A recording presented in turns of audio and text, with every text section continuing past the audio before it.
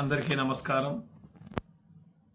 ఈ నెల 22వ తారీఖున జమ్మూ కాశ్మీర్లో జరిగినటువంటి సంఘటన గురించి, అక్కడ జరిగిన సంఘటనల గురించి ముందుగా భద్రతా వాళ్ళు కానీ ఇంటెలిజెన్సీ డిపార్ట్మెంట్ కానీ ఎందుకు గుర్తించలేకపోయింది, పర్యాటకులు సంబంధించి జమ్మూ కాశ్మీర్లో గతంలో ఎన్నడూ లేని విధంగా మళ్ళీ 20 ఏళ్ల తర్వాత పెరగడం జరిగింది.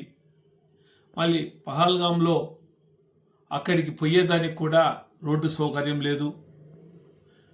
మరి అటువంటి కాలినడకన గుర్రాల్లో డోలీలలో పోయే పరిస్థితి ఉన్నప్పుడు అక్కడ సెక్యూరిటీని ఎందుకు ఏర్పాటు చేయలేదనేది ప్రజలకు అర్థమవుతా ఉంది. మరి సరే జరిగింది, తరువాత వారి ప్రాణాలను, అమాయకులైనటువంటి టూరిస్టుల ప్రాణాలు గాలిలో కలిసిపోయినాయి.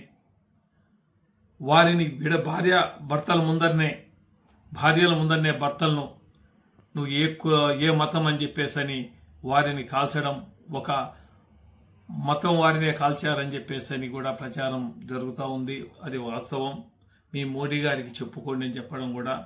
అయితే అక్కడ చనిపోయినటువంటి వారికి కేవలం 10 లక్షల రూపాయలు మాత్రమే ఎస్గేసియా రాష్ట్ర ప్రభుత్వం ప్రకటించింది. కానీ మేము అడిగేదేమంటే, వాళ్ళు చనిపోయినటువంటి వారికి ఒక్కొక్కరికి ₹1 కోటి ఇవ్వాలి వాళ్ళ కుటుంబానికి. అదేవిధంగా వారి కుటుంబంలో ఒకరికి ప్రభుత్వ ఉద్యోగ అవకాశాలు కల్పించాలని చెప్పేసి కూడా ప్రధానమంత్రి మోడీ గారిని కూడా కోరుకుంటున్నాం. అప్పుడే వారి ఆత్మకు శాంతి కలుగుతుంది. ఈరోజు భారతదేశంలోని 140 కోట్ల మంది జనం, కులం లేదు, మతం లేదు, ప్రాంతం లేదు, అన్ని మతాల వారు కూడా రోడ్లెక్కి జరిగిన సంఘటనకు నిరసనలు తెలుపుతూ బాధపడుతూ ఉన్నారు. మరి ఈరోజు మొదటి నుంచి కూడా పాకిస్తాన్ మనకు దాయాది దేశమైనా కూడా భిన్నత్వంలో ఏకత్వంగా అనేక మతాలు, అనేక కులాలు, అనేక భాషలు, అనేక రకమైనటువంటి సంప్రదాయాలు కలిగినటువంటి మన భారతదేశాన్ని విచ్ఛిన్నం చేయాలి, అల్లకల్లోలం చేయాలని చెప్పేసి పాకిస్తాన్ మొదటి నుంచి కూడా తీవ్రవాదులను పెంచి పోషిస్తూ, వాళ్ళకు ట్రైనింగ్ ఇస్తూ, వాళ్ళకు ఆర్థికంగా డబ్బులు ఇవ్వడం జరుగుతూ ఉంది. మరి అటువంటి పరిస్థితుల్లో ఎంతోమందిని గతంలో చనిపోవడం కూడా జరిగింది, బాంబు బ్లాస్టింగుల్లో కానీ. మరి అదేవిధంగా సైనికుల మీద ఆకస్మిక దాడులు చేయడము, మన భారత సైనికులను చంపడం జరుగుతూ ఉంది. మరి ఇవన్నీ జరుగుతూ ఉన్నా కూడా మనం, ఎందుకంటే ఈరోజు ప్రపంచంలోనే అగ్రరాజ్యాలతో పాటు మనం కూడా అన్ని రంగాల్లో కూడా పోటీ పడుతూ ఉన్నాం. మన శక్తి సామర్థ్యాలు ఏ దేశానికి తక్కువగా లేవు. ఒక చిన్న పాకిస్తాన్ దేశానికి సంబంధించి ఇటువంటి జరుగుతూ ఉంటే ప్రజల్లో కూడా ఒక విధమైనటువంటిది భయము, ఒక విధమైనటువంటి వాళ్ళకు అనుమానాలు కూడా కలుగుతూ ఉన్నాయి, మనం ఏమి చేయలేమా అని చెప్పేసి. కాబట్టేసి భారత సైన్యానికి సంబంధించి మేము భారత సైన్యానికి పూర్తి అధికారాలు ఇవ్వండి, ఎక్కడ కూడా తీవ్రవాదాన్ని తొక్కిపారేయడం జరుగుతుంది. అదేవిధంగా పాకిస్తాన్ నుంచి, బంగ్లాదేశ్ నుంచి మన దేశంలో వచ్చినటువంటి విదేశీయులను కూడా తక్షణం ఇక్కడి నుంచి పంపించాలని చెప్పేసి కేంద్ర ప్రభుత్వం నిర్ణయించడం జరిగింది. అది సంతోషించదగ్గ విషయం. ఇది పూర్తిగా అమలు జరగాలి. ఇటు పశ్చిమ బెంగాల్లో కావచ్చు, ఇటు మన తెలంగాణలో కావచ్చు, మహారాష్ట్రలో కావచ్చు, అంతలక్కల కూడా వాళ్ళంతా పాతుకుపోయి ఉన్నారు. వారి ద్వారానే ఇది జరుగుతుందని చెప్పేసి కూడా ఇంటెలిజెన్సీ వర్గాలు తెలుపుతూ ఉన్నాయి. కాబట్టి ఏదైతేనేమి మన దేశాన్ని, ఎందుకంటే మన దేశంలో భారతదేశం అనేది ఒకే చట్టం, ఒకే న్యాయం, ఒకే ధర్మం అనేది ఒకటే ఉంది. ఇక్కడ ఏ కులస్తులకైనా, ఏ మతాల వారికైనా కూడా అందరికీ ఒకే న్యాయం, ఒకే చట్టం అనేది. అందుకే ఇక్కడ బాగా ముస్లిమ్స్ కావచ్చు, క్రిస్టియన్స్ కావచ్చు, హిందువులు కావచ్చు, అందరూ కూడా బాగున్నారు. అదే పాకిస్తాన్లో అయితే ఇప్పుడు చాలామంది తినేదానికి తిండి లేక రోడ్ల పాలు అవుతున్నా కూడా వాళ్ళ ఎందుకంటే ఇక్కడ భారతదేశం మీద, కాశ్మీర్ మీద కవింపు చేస్తూ ఉంటేనే అక్కడ వాళ్ళు రాజ్యం వెళ్ళేదానికి అవకాశం ఉంటుంది.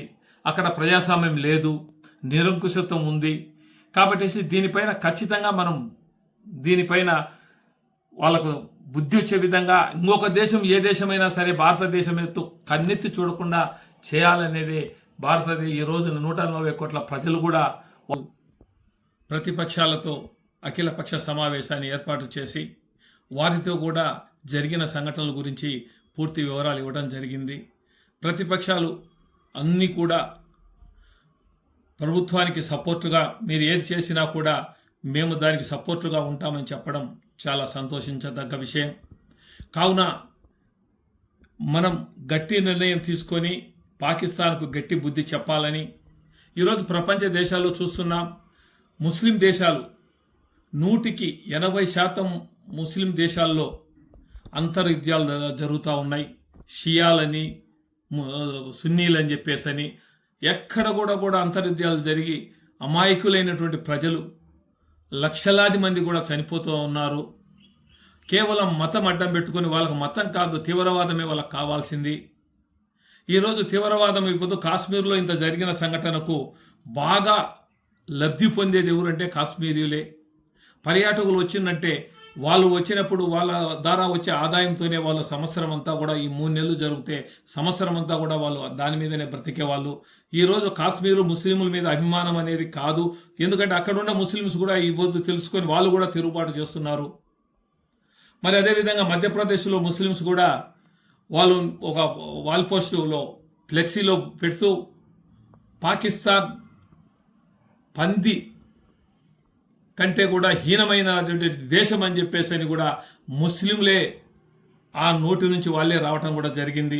ఈరోజు ముస్లిమ్స్ పెద్దలు కూడా అందరూ కూడా రోడ్లెక్కి ర్యాలీలు ధర్నాలు చేస్తున్నారు. మాది భారతదేశం, మా దేశం భారతదేశం, మాకు స్వేచ్ఛ స్వాతంత్రాలు ఉన్నాయని చెప్పేసి ఏకతాటిగా అందరూ కూడా ఉన్నారు. కాబట్టేసే ఈరోజు ఇంత పెద్ద ప్రజాస్వామ్య దేశంలో ఈరోజు అందరం కూడా ధైర్యంగా తిరుగుతున్నాం. కాబట్టి మోడీ గారికి కూడా మేము తెలియజేసేది ఏమంటే ఖచ్చితంగా దీని మీద యాక్షన్ తీసుకొని ప్రజలకు నమ్మకం భద్రత కలిగించే విధంగా చేయాలని చెప్పేసి ఆ చనిపోయిన కుటుంబాలకు ప్రతి ఒక్కరికి కూడా ఆదుకోవాలని చెప్పేసి ఇంతకుముందు ముఖ్యమంత్రి జగన్మోహన్ రెడ్డి గారు ఉన్నప్పుడు ఆంధ్రప్రదేశ్ ముఖ్యమంత్రిగా ఉన్నప్పుడు కూడా ఫ్యాక్టరీలో ప్రమాదం జరిగితే వారికి ఒక్కొక్కరికి ₹1,00,00,000 డబ్బులు కూడా ఇవ్వడం జరిగింది.